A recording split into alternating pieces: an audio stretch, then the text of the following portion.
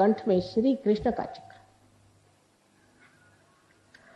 इस जगह श्री कृष्ण जो गोप गोपियों के साथ खेला करते थे वो बराबर बीचों बीच। अब तो आजकल ऐसे भी बुद्धिमान निकल गए कि वो कहते हैं कि जिन्होंने गीता बताई वो कृष्ण अलग और जो कृष्ण जो गोप थे वो अलग, और पता नहीं कितने उनके और तरीके बनाएंगे। ये जो कंठ है, इस कंठ में 16 है, क्योंकि उनकी 16 कला आप जानते हैं, 16 पंखुड़ियां हैं। इसे विशुद्धि चक्र कहते हैं, मैंने एकदम विशुद्ध, क्योंकि योगेश्वर है। योगेश्वर को कुछ चिपकता नहीं है। तो आप उनकी कहानियां जानती हैं कि वो साक्षात योगेश्वर है, उनको कुछ चिपकता नहीं, बिल्कुल विशुद्ध आत्मा। और जब विशुद्ध पे आप आ जाते हैं तो सारी चीज नाटक जैसे दिखाई देती है और आप साक्षी होकर उसे देखते हैं। कोई चीज आपको चिपकती नहीं, आप साक्षी होकर के देखते हैं कि ये तो ड्रामा चल रहा है। क्योंकि आप जिस पानी में या भवसागर में फंसे हुए अपने लहरों से डर रहे थे, उससे उठकर के आप नाव में बैठ गए, आप लहरें देख रहे हैं। ये साक्षी स्वरूपत्व आप में अंदर आ जाता है। जैसे ही साक्षी स्वरूपत्व आ जाता है तो आप सारी सृष्टि को एक साक्षी होकर के देखते हैं और आप पर किसी चीज का असर नहीं आता। दूसरी बात यह है कि जो प्रश्न है आपके, उसका हल इससे बाहर निकलने पे ही होता है। जब तक आप उसमें उलझे हुए हैं आपके प्रश्न कभी ठीक हो ही नहीं सकते। उससे जब आप बाहर निकल आते हैं तभी आप इस प्रश्न को ठीक कर सकते। तो यहां पर बसा हुआ जो श्री कृष्ण का कंठ का स्थान है, इसमें भी 2 हिस्से हैं। एक को जैसे लेफ्ट का है और एक राइट। लेफ्ट में श्री विष्णु माया का स्थान। श्री विष्णु माया के बारे में आप जानते हैं कि जो उनकी बहन थी जिन्होंने स्वर्ग में जाकर के आकाशवाणी करी थी,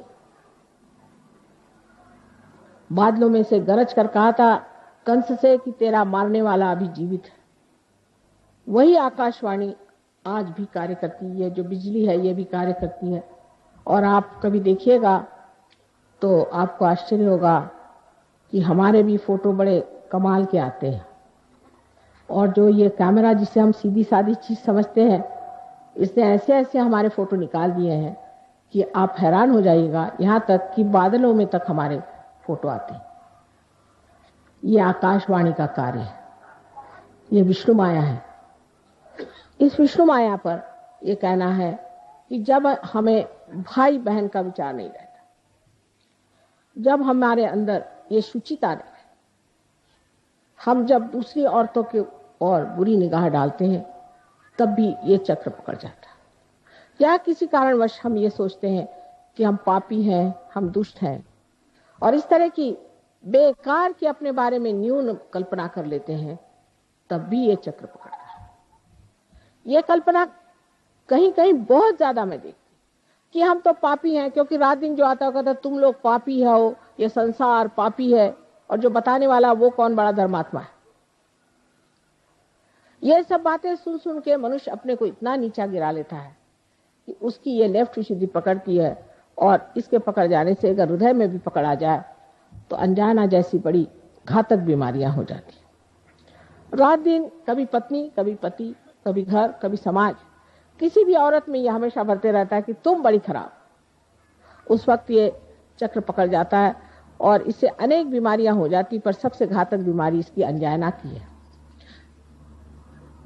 दूसरी जो राइट साइड है, उसमें हम जिसे महाराष्ट्र में विट्ठल कहते हैं, और जिसे आप कहिए कि द्वारिका में बसे हुए श्री कृष्ण जहां राज्य कर रहे थे, उनका स्थान है। तो जब गोप गोपी बन के यहाँ रहते थे तब उनका बीचों बीच स्थान है, और जब वो राज कर रहे थे द्वारिका में तो उनका राइट, और जब लेफ्ट में आप देखते हैं तो उनकी जो शक्ति स्त्री है वो उनकी बहन है।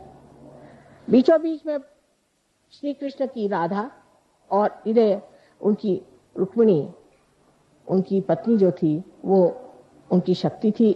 5 शक्तियां वो और 16,000 और शक्तियां सारी श्री कृष्ण की यहाँ विट्ठल के स्थान पे है। लेकिन इसमें भी इतने दोष आ गए कि विट्ठल की मूर्ति पंढरपुर में उनका साक्षात हुआ। जैसे आपके गोविंद महाराज की यहाँ मूर्ति आई है स्वयंभू। उसके बाद लोगों ने वहां पे अपना धंधा शुरू किया और लोग एक एक महीना मुंह में तंबाकू डाल के विठ्ठल विठ्ठल विठ्ठल करते हुए पैदल जाते थे। अब तंबाकू जो है ये कृष्ण के विरोध में, उनको बिल्कुल तंबाकू नहीं पसंद। जो लोग तंबाकू खाते हैं उनका ये चक्र खराब हो जाता है, या जो तंबाकू पीते हैं उनका ये चक्र खराब हो जाता है और इसीलिए उनको कैंसर की बीमारी होती है। इसका इलाज है आप अजवाइन की धुनी मुंह में लें, अजवाइन का पत्ता जला करके और उसकी बीड़ी फूकें, श्री कृष्ण उससे खुश रहते हैं। दूसरा इसका इलाज है कि आप मक्खन को दूध में या पानी में, गर्म पानी में डाल के उसे पिए, उनको मक्खन बहुत पसंद है। नाक में आप घी डालें, घी और थोड़ा सा कपूर, क्योंकि कर्पूर गौरव आप जानते हैं आप कपूर के बड़े शौकीन हैं। सो कपूर थोड़ा सा डाल करके वो नाक में छोड़ें, कपूर माथे पे लगाएं। जो कुछ श्री कृष्ण को पसंद है वो सारा करने से वो प्रसन्न हो जाते हैं और आपका विशुद्धि चक्र ठीक हो सकता है, आपका कैंसर ठीक हो सकता है, आपकी सारी तकलीफें ठीक हो सकती। जब आप सबका गला पकड़ जाता है तो मेरा भी गला पकड़ जाता है, क्योंकि इतनी मेहनत पड़ जाती है उसको ठीक करते करते। तो भी पहाड़ जैसे लोगों की कुंडलिनी कभी कभी उठती ही नहीं, बड़ा प्रयत्न करना पड़ता है। खासकर विशुद्धि चक्र पे ये 3 ऐसे पेंच बैठे हुए हैं। उसमें से ये कि जो लेफ्ट विशुद्धि है, अगर मंत्र वगैरह किसी गलत गुरु से लिए है और बक रहे हैं उसको सुबह से शाम तक, तो वो मंत्र भी पकड़ जाता है। इन सब चीजों के लिए उसका इलाज सहयोग में हरेक का मंत्र रूप भी है, आसन रूप भी है, और भी कुछ उसके साथ में थोड़ा बहुत जैसे पानी, जल या चीनी, इस तरह की चीजें दे करके किया जा सकता है।